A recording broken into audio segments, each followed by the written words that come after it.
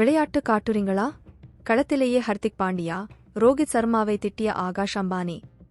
சமாதானம் செய்த சச்சின் டெண்டுல்கர். என்ன நடந்தது வாங்க பார்க்கலாம்.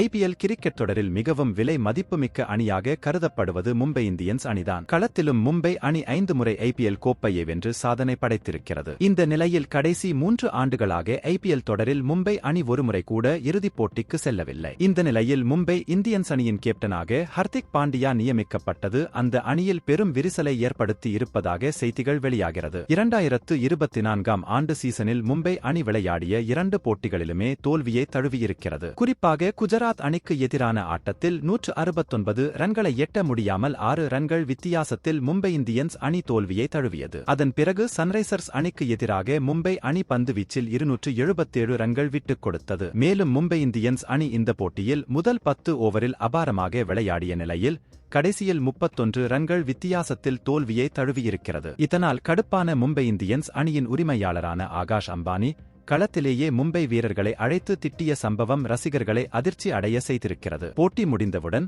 சச்சின், ஹர்திக், ரோஹித் சர்மா மற்றும் சில வீரர்களை அழைத்த ஆகாஷ் அம்பானி அவர்களுடன் கோபமாக பேசிக் கொண்டிருந்தார். களத்தில் வீரர்கள் ஒரே அணியாக விளையாடவில்லை என்று அவர் கடினமாக பேசியிருக்கிறார். மேலும் இதுபோல் விளையாடினால் தங்களால் ஏற்றுக்கொள்ள முடியாது என்றும் ஹர்திக் பாண்டியாவிடம் ஆகாஷ் அம்பானி எச்சரிக்கை விடுத்திருக்கிறார். மேலும் மூத்த வீரரான ரோஹித்தும் பொறுப்பை உணர்ந்து விளையாட வேண்டும் என்று அவர் அறிவுரை கூறியிருக்கிறார். இதனை அடுத்து மும்பை இந்தியன்ஸ் அணி வீரர்கள் தங்களுடைய அறைக்கு சென்றபோது சச்சின் டெண்டுல்கர் அனைவரையும் அழைத்து சமாதானப்படுத்தினார். இந்த போட்டியில் 277 ரன்கள் அடிக்கப்பட்டும் மும்பை இந்தியன்ஸ் அணி அபாரமாக பேட்டிங் செய்ததாகவும் முதல் 10 ஓவரில் 140 ரன்கள் வரை எடுத்ததே இதற்கு சாட்சி என்றும் சச்சின் கூறினார். மேலும் இது குறித்து மிகவும் யோசிக்காமல் அடுத்த போட்டிக்கு தயாராக வேண்டும் என்று அவர் வீரர்களுக்கு அறிவுரை வழங்கினார். கிரிக்கெட் செய்திகளை உடனுக்குடன் அறிந்து கொள்ள நியூஸ் கிரிக் சேனலை சப்ஸ்கிரைப் செய்து பாருங்கள். நன்றி, வணக்கம்.